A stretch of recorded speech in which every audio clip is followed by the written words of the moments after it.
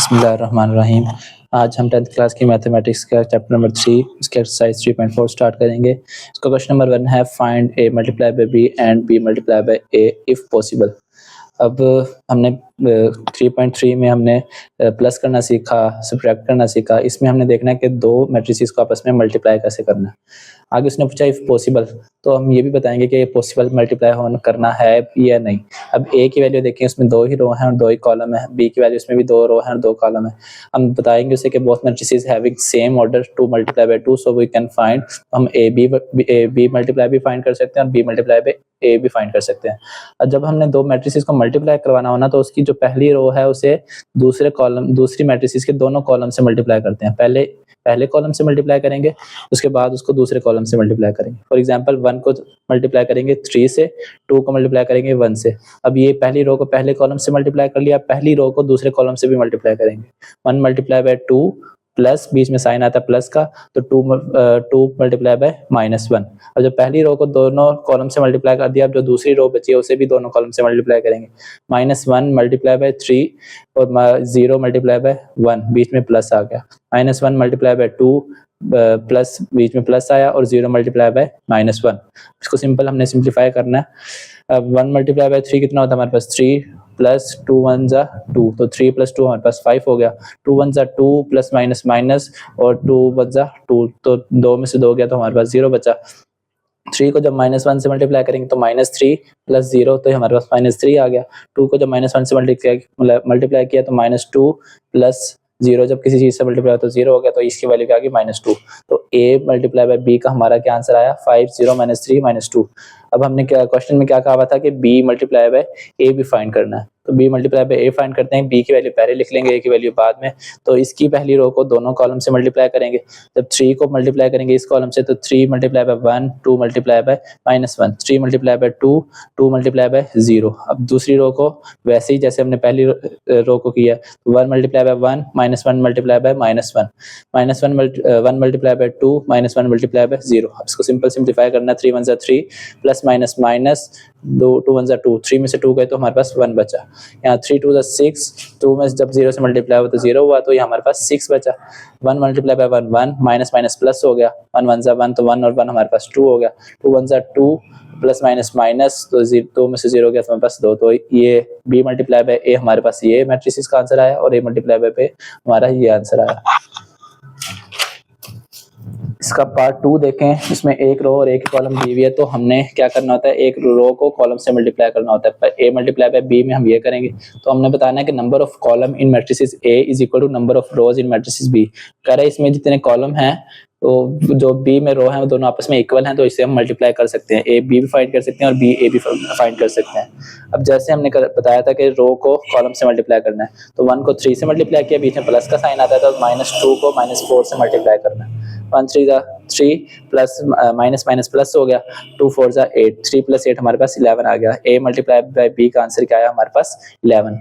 जब हम b multiply करेंगे तो हमने क्या कहा था, रो को दोनों कॉलम से मल्टीप्लाई करना। अब यहाँ देखिए एक रो है और यहाँ दूसरे मैट्रिक्स में 2 कॉलम है, तो 3 को पहले 1 से मल्टीप्लाई करेंगे, फिर 3 को -2 से मल्टीप्लाई करेंगे।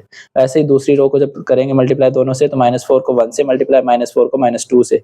3 1 जा 3, 3 को जब 2 से गया -6, -4 को 1 से गया तो -4, माइनस माइनस प्लस हो गया, 4 2 जा 8। अब देखें a मल्टीप्लाई बाय b का आंसर ये था और b मल्टीप्लाई बाय a का आंसर ये है। इसका पार्ट नंबर 3 सेम ऐसे ही होगा, पहले हम ये रो को दोनों से मल्टीप्लाई करेंगे, जो भी आंसर आएगा फिर इसको मल्टीप्लाई करेंगे, और जब हम b मल्टीप्लाई बाय a करेंगे तो वैसे ही सिंपल सेम ऐसे ही जैसे पार्ट 2 किया है, सेम वैसे ही सोल्व हो जाएगा। ये पार्ट नंबर 4 देखें, इसमें 3 रो दी हुई हैं, 2 कॉलम दिए हुए हैं, और दूसरे बी मैट्रिसेस में हमें उसने 2 रो दी हुई हैं और 3 कॉलम दिए हुए हैं। इसको मल्टीप्लाई पे करेंगे हम, तो पहली रो को वहां हम पीछे करते आ रहे थे, 2 रो को 2 रो कॉलम से मल्टीप्लाई, तो यहाँ पहली रो को तीनों कॉलम से मल्टीप्लाई करना पड़ेगा हमें। कैसे, 1 मल्टीप्लाई बाय -1, 2 मल्टीप्लाई बाय 2, बीच में प्लस का साइन तो प्लस आ गया, 1 मल्टीप्लाई बाय 4 और 2 multiply bye 3, 1 multiply by 1, 2 multiply bye 1। जब पहली रो को तीनों से मल्टीप्लाई कर लिया तो अब 3 रो हैं तो तीनों रो को ऐसे ही मल्टीप्लाई करते रहेंगे। इस रो को इससे मल्टीप्लाई करेंगे, फिर इसको इससे। तो ये हमारे पास जब मल्टीप्लाई करेंगे तो ये हमारे पास इक्वेशन बनेगी। इसको सिंप्लीफाई करना है हमने। अब 1 को मल्टीप्लाई बाय -1 से किया तो -1 आ गया। 2 2 4, 1 4 4, 2 3 6, 1 1 1 और 2 मल्टीप्लाई बाय 1 2। बीच में प्लस का साइन है तो हम प्लस डालते जा रहे हैं। माइनस माइनस प्लस हो गया, 1 1 1 और साथ 1 मल्टीप्लाई बाय 2 2 हो गया। 4 को जब हमने -1 से मल्टीप्लाई किया तो -1 प्लस 3 1 3। -1 को जब 1 से किया तो -1 प्लस 1 1 1। 3 को जब -1 से किया तो -3, 0 2 0, 3 4 12, 0 को 3 से किया तो 0 आ गया। 3 मल्टीप्लाई बाय 1 1, 0 को 1 से किया तो 0। अब इनको जब ऐड अप करेंगे तो इसका आंसर 4 में से 1 गए तो हमारे पास जब माइनस का 1 और प्लस का 4 है तो हमारे पास यहाँ बचेगा प्लस का 3। 6 प्लस 4 हमारे पास 10 हो गया। 2 प्लस 1 हमारे पास 3 और 2 प्लस 1 ये वाला भी 3। जब -4 प्लस 3 हुआ तो परिवार के साथ माइनस है तो -1 आ गया। प्लस माइनस आपस में गए तो 0, -3 में से 0 गए तो -3 बचा। 12 में से प्लस 0 12, 3 प्लस 0 हमारे पास 3 होता है। अब ये हमारे पास किसका आंसर आया है? a मल्टीप्लाई बाय b का। अब b मल्टीप्लाई बाय a करेंगे तो b की जो वैल्यू थी वो पहले आ जाएगी और a की वैल्यू बाद में। अब इसमें दो रो है, दो ही इधर देखें, यहाँ 2 रो हैं और यहाँ 2 ही कॉलम है। तो पहली रो को पहले कॉलम से मल्टीप्लाई करेंगे और तो फिर इसे दूसरे से मल्टीप्लाई करेंगे। तो -1 को 1 से किया, 4 को -1 से किया, 1 को 3 से किया। और जब इसको दूसरे कॉलम से करेंगे तो -1 को 2 से किया, 4 को 1 से और 1 को 0 से। वैसे ही नीचे वाली को इससे भी मल्टीप्लाई करेंगे और इससे भी मल्टीप्लाई करेंगे। इसको आगे हम सिंप्लीफाई करते हैं इसकी वैल्यू को। अब ये देखें इसकी वैल्यू को जब हम करेंगे मल्टीप्लाई तो -1 को 1 से किया तो 1 आ गया। 4 1 4 प्लस माइनस -4 हो गया। प्लस जब 3 1 3 हो गया हमारे पास। 2 1 2, ये साथ माइनस है तो माइनस, प्लस 4 आ गया और यहाँ 0 से कोई चीज़ तो 0 हो जाती है। 2 1 2 माइनस, अब 3 को जब -1 से मल्टीप्लाई करें तो माइनस आ गया, प्लस माइनस माइनस। 3 1 3, 2 2 4 प्लस 3 1 3 और 0 को 0 से किया। तो अब ये देखें 4 में से 1 गया तो हमारे पास 3 बचा माइनस का। 4 प्लस 3 हमारे पास 7 हुआ और ये साथ -1 आ गया। 2 प्लस 3 -3 गया तो यहाँ 2 बच गया। 4 में से 2 गए तो हमारे पास 2, 4 प्लस 3 7। इसको जब हमने सिंप्लीफाई किया तो हमारा इसके पास आंसर क्या आया?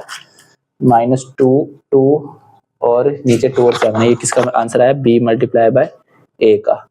अब पार्ट नंबर 5 है, वो भी सेम ऐसे ही जैसे पार्ट नंबर 4 था। ये पहली रो को जब मल्टीप्लाई करेंगे दोनों कॉलम से, दूसरी रो को भी दोनों कॉलम से।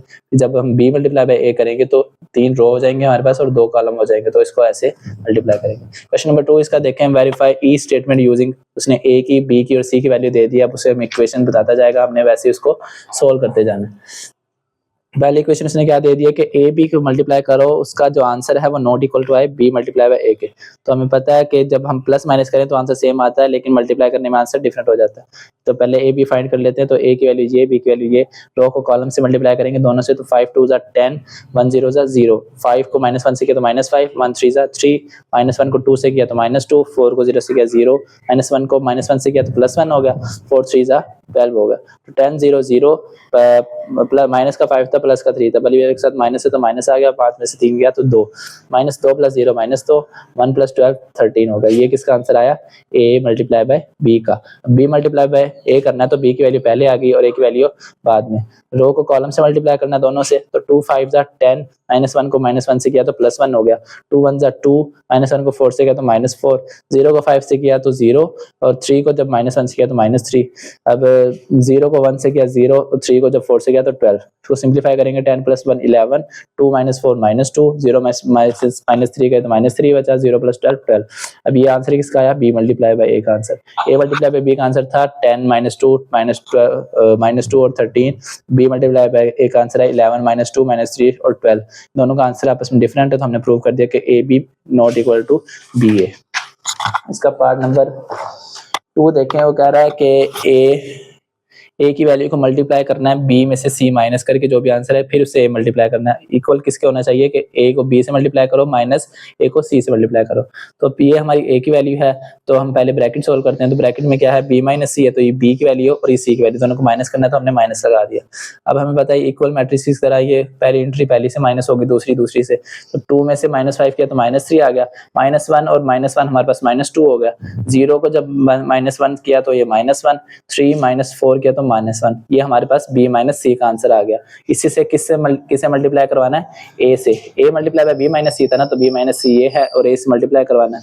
रो को दोनों कॉलम से मल्टीप्लाई करेंगे, 5 3 -15, 1 को -1 से किया तो -1 आ गया, 5 2 10, 1 को -1 से किया तो -1, -1 को जब -3 से किया तो +3 हो गया, 4 को जब -1 से किया तो -4, -1 को -2 से किया तो +2, 4 को जब -1 से किया तो -4। उसको सिंप्लीफाई करेंगे, माइनस माइनस प्लस होता है, साइन माइनस का आता है, 15 और 1 हमारे पास 16 हो गया, माइनस माइनस प्लस साइन -10 और 1 हमारे पास 11, 3 में से जब 4 माइनस होंगे तो बड़ी वैल्यू के साथ माइनस है तो 1 आ गया, 2 - 4 करेंगे तो -2।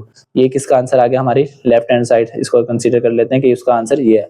राइट हैंड साइड की इक्वेशन क्या थी कि a मल्टीप्लाई बाय b से करो, माइनस किससे करना है, a मल्टीप्लाई बाय c से।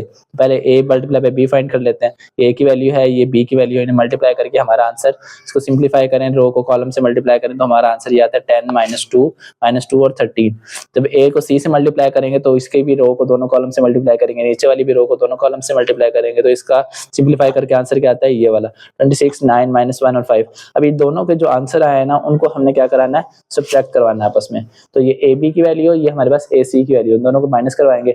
10 में से -26 करें तो हमारे पास -16 बचे, -2 -9 हमारे पास -11 हो गए, -2 माइनस प्लस -2 + 1 हमारे पास -1 हो गया, 13 में से 15 गए तो हमारे पास -2। तो अब ये इसका आंसर क्या है, अब ये देखें लेफ्ट हैंड साइड का आंसर था -16 -11 -1 और -2। इसका भी आंसर क्या आया, -16 -11 -1 और -2। तो हमने प्रूव कर दिया कि लेफ्ट हैंड साइड इक्वल है राइट हैंड साइड के। पार्ट नंबर इसका 3 देखें, ए कह रहा है कि पहले बी और सी को मल्टीप्लाई करवाओ फिर उससे ए को मल्टीप्लाई करवाओ। दूसरी साइड क्या है कि ए बी को मल्टीप्लाई करवा के फिर सी से मल्टीप्लाई करवाना। तो ये हमारी ए की वैल्यू है, ये बी और सी की, बी सी को पहले मल्टीप्लाई करवाना है हमने। तो 2 रो को कॉलम से करेंगे, 2 5 10, -1 को 1 से किया तो -1, 2 1 2, -1 को 4 से किया तो 4, 0 0 5 0, 3 को 1 से किया 3, 0 1 0, तो 3 को 4 से किया तो 12। अब ये माइनस करेंगे, 10 में से -1 गया तो 9, 2 -4 -2, 0 + 3 3, 0 + 12 12। अब ये किसकी वैल्यू आ गई, बी सी की वैल्यू आ गई, तो इससे मल्टीप्लाई कराना है ए की वैल्यू से, जो हमारे साथ चलती आ रही है। इसको जब रो को कॉलम से दोनों से मल्टीप्लाई करेंगे तो 5 9 45, 1 को 3 से किया तो 3, 5 2 -10, 1 को 2 से किया, 1 को 12 से किया तो 12 आ गया, -1 9 -9, 4 को 3 से किया 12, -1 -2 से मल्टीप्लाई हुआ तो 2 हो गया प्लस का, 4 को 12 से किया तो 48। इनको सिंप्लीफाई करेंगे, 45 + 3 48 आ गया, -10 + 12 2 हो गया, बड़ी वैल्यू के साथ प्लस था तो प्लस आ गया, 12 में से 9 गए 3 और 48 + 2 हमारे पास 50 हो गया। ये हमारा लेफ्ट हैंड साइड का आंसर आया। अब राइट हैंड साइड हमने सोल्व करनी है, वो क्या कह रहा है कि पहले ए बी को मल्टीप्लाई कराओ फिर जो आंसर आए उससे सी को मल्टीप्लाई करवाना। ए बी की हमारी वैल्यू ये है और सी की वैल्यू ये है। पहले हमने ए बी को मल्टीप्लाई करवाना है, इसको मल्टीप्लाई करवाते हैं, 5 2 10, 1 को 0 से किया 0, फिर 5 - 1 -5, 1 को 3 से किया तो 3, -1 को 2 से किया -2, 4 को 0 से किया 0, -1 को -1 से किया तो +1, 4 को 3 से किया 12। तो ये हमारा ए बी को मल्टीप्लाई करा, इसको सिंप्लीफाई करते हैं आगे, और ये हमारा क्या आ गई, सी की वैल्यू। तो इसको सिंप्लीफाई करें तो क्या आता है हमारे पास 10, 5 में से 3 गए तो 2, बड़ी वैल्यू के साथ माइनस है तो माइनस आ गया, -2 वैसे ही, और 12 + 1 13 हो गया। इसको किससे मल्टीप्लाई करवाना है, इस वैल्यू से। ये हमारी जो वैल्यू आई थी उसको हमने मल्टीप्लाई करवाना है सी की वैल्यू से। तो रो को कॉलम से, इसको भी दोनों को, एक रो को दोनों कॉलम से मल्टीप्लाई करेंगे, 10 × 5 जो करेंगे तो 50, फिर -2 को जब 1 से किया तो प्लस माइनस माइनस होता था, बीच में जो प्लस आता है वो प्लस माइनस माइनस हो जाएगा, 2 1 2, 10 को जब 1 से किया 10 और -2 को जब 4 से किया तो -8, -2 को 5 से किया -10, -2 को 13 को 1 से किया तो 13, -2 को जब 1 से किया तो -2, 13 को 4 से किया तो 52। तो सिंप्लीफाई करेंगे, 50 -2 48, 10 - 8 हमारे पास 2, 13 में से 10 गए तो 3, 52 - 2 हमारे पास 50 होता है। अब right hand side, left hand side का हमारा आंसर था ये वाला 48 2 3 और 50। तो राइट हैंड साइड का आंसर क्या आया, 48 2 3 और 50। तो दोनों का आंसर आपस में हमने प्रूव कर दिया कि लेफ्ट हैंड साइड इक्वल है राइट हैंड साइड के। इसका पार्ट नंबर 4 देखें, वो कह रहा है बी सी को मल्टीप्लाई करवाओ फिर उसका ट्रांसपोज लो, और किसके इक्वल आना चाहिए कि सी का ट्रांसपोज लें, बी का ट्रांसपोज लें, फिर दोनों को मल्टीप्लाई करवाएं। तो बताएं दोनों साइड इक्वल है या नहीं। तो पहले हम बी सी की वैल्यू लिखते हैं, मल्टीप्लाई करवाते हैं, उसका ट्रांसपोज बाद में लेंगे। पहले ये बी सी की अंदर वैल्यू लिख दी, उसको मल्टीप्लाई करा तो 2 5 10, -1 को 1 से किया तो 1, 2 1 2, -1 को 4 से किया तो 4, 0 5 तो 0, 3 को 1 से किया 3, 0 को 1 से किया 0, 3 को 4 से किया 12, 10 में से -1 किया तो 9, 2 -4 -2, 0 + 3 3, 0 + 12 12 आ गया। अब ये जो वैल्यू आ गई ट्रांसपोज हमें पता है कि रो को कॉलम में चेंज कर देते हैं, कॉलम को रो में चेंज कर देते हैं। तो ये हमारे पास रो थी, इसे कॉलम में चेंज करना है। 9 - 2 था ये रो में, तो इसको कॉलम में चेंज कर दिया 9 - 2। 3 और 12 रो में था, तो इसको कॉलम में चेंज कर दिया 3 और 12। तो लेफ्ट हैंड साइड का आंसर क्या आ गया, ये 9 3 -2 और 12 आगे हमारा। पहले हमने सी का ट्रांसपोज लेना है, फिर बी का ट्रांसपोज लेना है, जो आंसर है उनको मल्टीप्लाई कराना। तो सी की वैल्यू ये है, बी की वैल्यू ये है। जब ट्रांसपोज लेंगे तो रो कॉलम में चेंज हो जाएगी। 5 1 1 4 था तो 5 1 रो में था तो 5 1 हमने कॉलम में लिख दिया, 1 4 रो में था तो 1 4 कॉलम में लिख दिया। यहाँ जब इसका ट्रांसपोज देंगे तो 2 - 1 रो में था, 2 - 1 कॉलम में आ गया, 0 3 रो में था तो 0 3 कॉलम में आ गया। अब दोनों का ट्रांसपोज ले लिया, अब इसे मल्टीप्लाई करवाना है। तो मल्टीप्लाई कराएंगे तो 5 2 हमारे पास 10, 1 को -1 से किया तो -1 आ गया, 5 को 0 से किया 0, 1 को 3 से किया 3, 1 को 2 से किया तो 2, 4 को जब -1 से किया तो -4, 1 को 0 से किया 0, 4 को जब 3 से किया 12, 10 में से 1 माइनस किया तो 9, 0 + 3 3, 2 - 4 -2 होता है, 12 + 0 12 हो गया। तो लेफ्ट हैंड साइड का आंसर क्या था, 9 3 - 2 12। राइट हैंड साइड का आंसर क्या है, 9 3 - 2 12। तो हमने प्रूव कर दिया कि दोनों साइड्स आपस में इक्वल हैं। इसका जो पार्ट नंबर 5 है, B plus C multiply by A is equal to B A multiply by C plus C A. तो ये same as it is part number 2 की तरह है कि जिसमें हमने माइनस करवाया था, इसमें हमने सिर्फ प्लस करवाना है। तो ये आप कर लीजिएगा क्योंकि easy same as it is question number 2 जो पीछे करवाया वैसा ही है। क्वेश्चन नंबर 3 देखें, इफ इसने ये वैल्यू दे दी है, पूरी इक्वेशन दे दी है, आगे कह रहा है then find the value of A and B. इसमें दो उसने वेरिएबल्स दिए हैं ए एंड बी, उसकी वैल्यू हमने क्या करनी है, फाइंड करनी है। तो ये उसने इक्वेशन दी है। अब इस 6 हमें पता है, जब इसको रो को कॉलम से मल्टीप्लाई करवाएंगे तो 4 6 था 24, ए को जब 6 से किया तो 6 ए आ गया, नीचे वाली रो को जब करवाएंगे तो बी 6 था 6 बी, 3 को जब 6 से किया तो 18 आ गया, इज इक्वल टू 6/3। अब हम पीछे जो सवाल करते आ रहे थे कि इक्वेशंस को, पहली इक्वेशन को इसके इक्वल रख लेते थे using the definition of equal matrix, कि हमें पता है कि जो पहली एंट्री होती है वो दूसरी की पहली एंट्री के इक्वल होती है। तो पहली एंट्री इसकी ये थी और दूसरी की ये थी, तो हमने इसको इक्वल रख के इक्वेशन बना ली। दूसरी की एंट्री 6b + 18 था, इसको हमने 3 के इक्वल रख के दूसरी इक्वेशन बना ली। अब फाइंड इसमें वैल्यू करनी है ए और बी की। इक्वेशन 1 हम लेते हैं 24 + 6a = 6। तो ये 24 इधर पॉजिटिव था, उधर जाके इक्वल की दूसरी साइड पे जाके माइनस का हो गया, 6 - 24 ये -18 हो गया। अब 6 से इधर यहाँ मल्टीप्लाई हो रहा था ए के साथ 6, तो 6 को हमने यहाँ के डिवाइड कर दिया, तो 6 1 6, 6 3 हमारे पास 18 हो गया। तो ए की वैल्यू क्या आ गई, -3। आगे इक्वेशन 2 देखें, 6b + 18 = 3 था, तो 18 इधर पॉजिटिव का था, इक्वल को दूसरी साइड पे जाके नेगेटिव हो गया, 3 - 18 हो गया। अब 6b, अब यहाँ देखें 3 - 18 -15 हो गया। अब 6 इधर मल्टीप्लाई हो रहा था b के साथ, तो यहाँ के डिवाइड करेंगे तो 3 2 हमारे पास 6 होता है और 3 5 15 होता है। तो b की वैल्यू क्या आ गई, -5/2। तो हमने बता दी a की वैल्यू -3 एंड b की वैल्यू -5/2। इसका लास्ट क्वेश्चन देखें, क्वेश्चन नंबर 4। इसमें भी क्वेश्चन नंबर 3 की तरह ही है कि पूरी इक्वेशन दी है, उसे मल्टीप्लाई करना है और हमने वैल्यू किसकी फाइंड करनी है, x और y की। तो पहली इक्वेशन को जब दूसरी से मल्टीप्लाई करेंगे, ये इक्वेशन थी, तो x को 1 से किया, पहली रो को दोनों कॉलम से मल्टीप्लाई करते हैं। तो पहले हम पहली कॉलम से करते हैं, तो x 1 x, जब 1 को 3 से किया +3 आ गया, x को 0 से किया 0, 1 को -1 से किया तो -1, y को 1 से किया y, 2 को 3 से किया तो 6, y को 0 से किया 0, 2 -1 मल्टीप्लाई किया तो -2 आ गया, इज इक्वल टू ये वाला मैट्रिक्स वैसे ही लिखते हैं। अब हमने वैल्यू इसको सिंप्लीफाई कर रहे हैं, x + 3 x y + 6 वैसे ही आ जाएगा, 0 - 1 -1 हो गया, 0 - 2 -2। ये हमारे पास एक इक्वेशन बन गया। अब ये देखें हमने फाइंड किसकी फाइंड करनी है, x और y की।